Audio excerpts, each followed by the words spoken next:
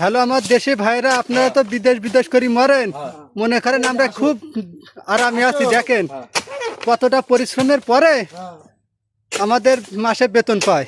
আর আমাদের দেশে আমাদের যারা যুবক ভাইরা আছে, মনে করে দেশে না জানি কত কি বিদেশে। তো আপনারা দেখুন আমাদের এক চাচা কিভাবে ফল কাটছে এই বয়সে।